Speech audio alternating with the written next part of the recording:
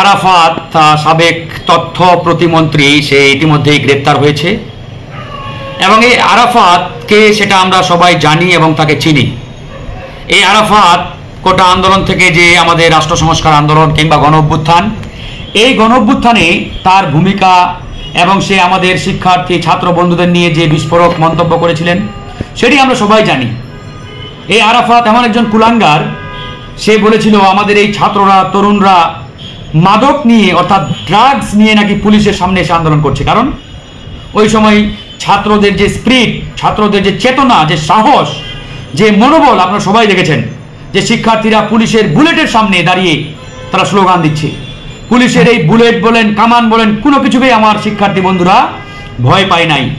সেটাকে এই কুলাঙ্গার আরাফাত সেই সময় বলেছিলেন যে ছাত্ররা নাকি ড্রাগস নিয়ে, মাদক নিয়ে পুলিশের সামনে এসে মাতলামি করছে। নাউজুবিল্লাহ। চিন্তা করেন এই কুলাঙ্গারের কি পরিমাণ সাহস ওই সময় হয়েছিল যে আমাদের এই ছাত্রদের নিয়ে তার এরকম মন্তব্য সে করেছিলেন। তো বন্ধুগণ, এই কুলাঙ্গার আজকে গ্রেপ্তার হয়েছে। আমরা এই কুলাঙ্গারের মাধ্যমে আজকে আমরা আহ্বান জানাই দেশ ও জাতিকে, খুনি হাসিনা এবং তার পরিবারের সদস্যদের সম্পদের হিসাব আমরা জানতে চাই।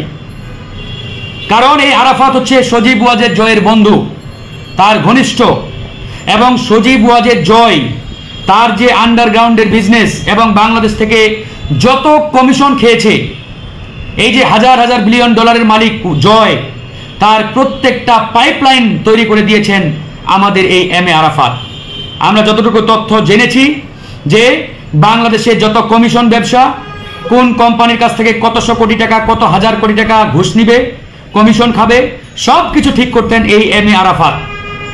বড় বড় শিল্পপতি, শিল্প উদ্যোক্তা এবং এই যে নামে বেনামে ব্যাঙের ছাতার মতো বাংলাদেশে অসংখ্য ব্যাংক তৈরি হয়েছে, গজিয়েছে, এই প্রত্যেকটা ব্যাংকের লাইসেন্সের পিছনে সজীব ওয়াজেদ জয়কে একটা বড় অ্যামাউন্ট দেওয়া লেগেছে। তার বিনিময়ে সে ব্যাংকের লাইসেন্স দিয়েছে বাংলাদেশ ব্যাংকের গভর্নরকে ব্যবহার করে।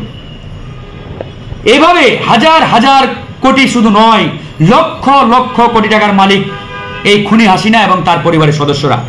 তো ইতিমধ্যে যেহেতু এম এ আরাফাত গ্রেপ্তার হয়েছে, আটক হয়েছে, আমরা এই এম এ আরাফাতের মাধ্যমে সজীব ওয়াজেদ জয়ের সম্পদের পরিমাণ আমরা জানতে চাই এবং খুনি হাসিনা এবং তার পরিবারের অন্যান্য সদস্য যারা, বিশেষ করে শেখ রেহেনা, তার মেয়ে, তার ছেলে ববি, এদের সম্পদ আমরা জানতে চাই কতটুকু। এটা জানতেই হবে, দেশবাসীর অত্যন্ত প্রয়োজন যে শেখ পরিবার কি পরিবার সম্পদ আত্মসাৎ করেছে, লুটপাট করেছে।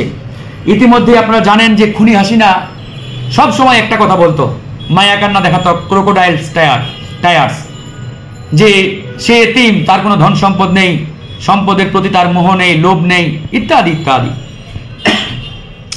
অথচ আমরা জানি যে খুনি হাসিনা এবং তার বোন শেখ রেহেনা সব সময়, শেখ রেহেনা বাংলাদেশের যত কমিশন ব্যবসা, আন্ডারগ্রাউন্ডের ব্যবসা, ঘুষ, দুর্নীতি, চাঁদাবাজি, এগুলো ডিল করতেন শেখ রেহেনা।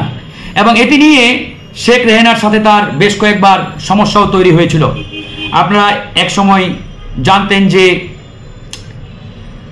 ঢাকা শহরের মাদকের সম্রাট এবং আন্ডারগ্রাউন্ডের গডফাদার হিসেবে পরিচিত যুবলীগের দক্ষিণের আহ্বায়ক ইসমাইল চৌধুরী সম্রাট, এই সম্রাটকে এক পর্যায়ে লোক দেখানো গ্রেপ্তারও করেছিল হাসিনা। এই সম্রাট কি পরিমাণ সম্পদ লুটপাট করেছেন, দেশের মানুষের কাছ থেকে দখল করেছেন, সেটি আপনারা সবাই জানেন। এবং এই সম্রাট নাকি শেখ রেহেনার অত্যন্ত ঘনিষ্ঠজন এবং এক প্রকারের ম্যানেজার ছিলেন, কেসিআর ছিলেন। তো এটি নিয়ে হাসিনার সাথে শেখ রেহেনার ওই সময় অনেক সমস্যা হয়, পারিবারিক ঝামেলা হয়। এই ঝামেলার কারণে এক পর্যায়ে ইসমাইল চৌধুরী সম্রাটকে খুনি হাসিনা তার পদ থেকে বহিষ্কার করতে বাধ্য হন এবং তাকে গ্রেপ্তারও করেন লোক দেখানো। তো যাই হোক, এগুলো আমরা সবাই জানি। তো এই সম্রাট হাজার হাজার কোটি টাকা লুটপাট করেছে, জনগণের পেটে ছুরি মেরে ওই সময় দখল করেছে, আমরা এই ইতিহাস সবাই জানি। এবং এর বড় একটি অংশ শেখ রেহেনার অ্যাকাউন্টে জমা হতো। এইভাবে শেখ রেহেনা আন্ডারগ্রাউন্ডের ব্যবসার বড় একটি কমিশন খাইতেন এবং তার মেয়ে ছেলে ববি এবং আপনার ওই যে টিউলিপ তারাও কিন্তু ভাগিদার। আর হাসিনার ছেলে মেয়ে জয় এবং পুতুল তাদের কথা তো ইতিমধ্যেই বললাম। তো এভাবে তারা হাজার হাজার নয় লক্ষ লক্ষ কোটি টাকার মালিক হয়েছে, পুরো বাংলাদেশটাকে ধ্বংস করে দিয়ে খুনি হাসিনা এবং তার পরিবার আজকে সম্পদের পাহাড় গড়েছে। আমরা এই খুনি হাসিনার সম্পদের তথ্য জানতে চাই। আমরা আসলে আরাফাতকে রিমান্ডে নিয়ে পুলিশের মাধ্যমে শুনতে চাই যে জয়ের সম্পদ আর কোথায় কোথায় আছে, কোন কোন দেশে কিভাবে এই সম্পদগুলো রেখেছে, তার প্রত্যেকটি তথ্য আমরা মনে করি আপনার আরাফাতের কাছে রয়েছে। এই কুমড়ো পটাশ আরাফাতকে রিমান্ডে নেন, ইনশাআল্লাহ আমার দৃঢ় বিশ্বাস প্রত্যেকটি তথ্য বেরিয়ে আসবে, প্রত্যেকটি তথ্য বেরিয়ে আসবে। তাই কাল বিলম্ব না করে এই আরাফাতকে রিমান্ডে নিয়ে প্রত্যেকটি তথ্য বের করতে হবে। এদের প্রত্যেকের সম্পদ বাজেয়াপ্ত করে, আর যদি সেই সম্পদ বিদেশে পাচার করে হয়ে থাকে, সেই পাচার করা অর্থ বাংলাদেশে ফিরিয়ে আনতে হবে। বাংলাদেশে ফিরিয়ে এনে এই সম্পদ দিয়ে আমরা বাংলাদেশকে বিনির্মাণ করব, এই দেশকে পুনর্গঠন করব। একই সাথে বাংলাদেশের মাফিয়া শিল্পগোষ্ঠী যারা, এদের সম্পদ বাজেয়াপ্ত করে ক্রোপ করতে হবে। বিশেষ করে S Alam group, Beximco group, Bashundhara group, summit group, এরকম যে সকল মাফিয়া গ্রুপ রয়েছে এদের প্রত্যেকের সম্পদ ক্রোপ করতে হবে অনতিবিলম্বে। আমার বুঝে আসে না অর্থ উপদেষ্টা, অর্থ মন্ত্রণালয়, বাংলাদেশ ব্যাংক কেন কাল বিলম্ব করছে? হোয়াই? উদ্দেশ্যটা কি? ইতিমধ্যে দু একটা রাজনৈতিক দল, কয়েকজন নেতা দেখলাম তাদের শেল্টার দেওয়ার চেষ্টা করছে। কেউ যদি এই মাফিয়াগুলোকে শেল্টার দেওয়ার চেষ্টা করে, আমি ছাত্র জনতাকে উদাত্ত আহ্বান জানাচ্ছি, তাদের পিঠের চামড়া আপনারা তুলে নেবেন।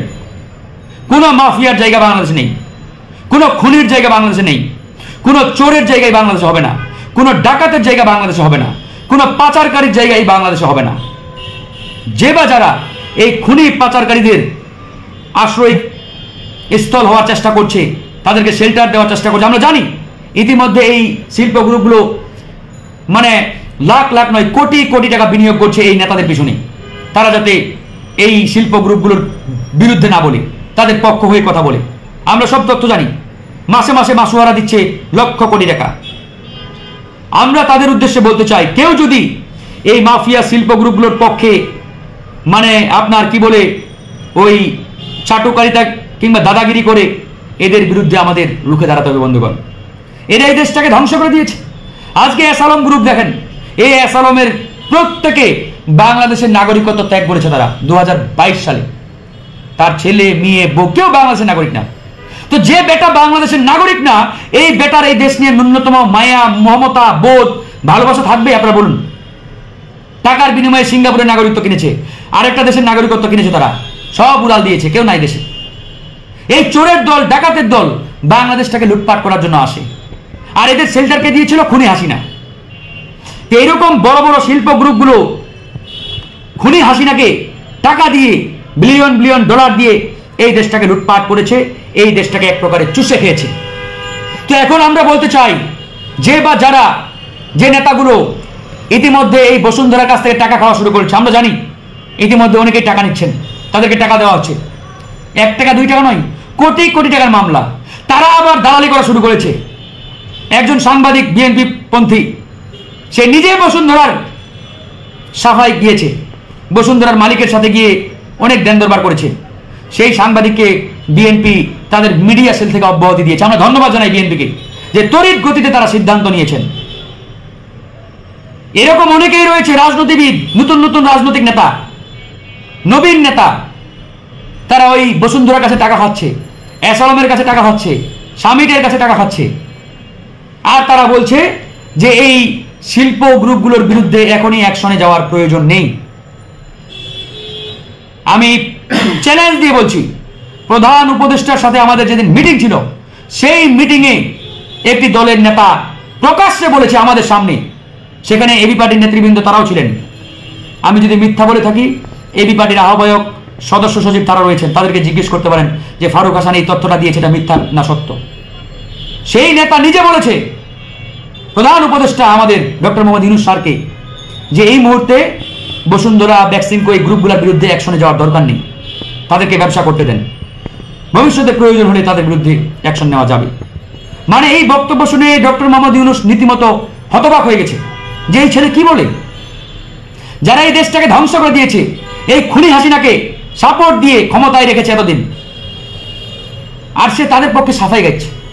তো এটা থেকে আমাদের বোঝার বাকি নেই যে ওই বসুন্ধরা, বেক্সিমকোর কাছ থেকে তারা যে মাল খাচ্ছে, টাকা খাচ্ছে, এটা তো বুঝতে আমাদের নতুন করে সংবিধান পড়তে হবে না।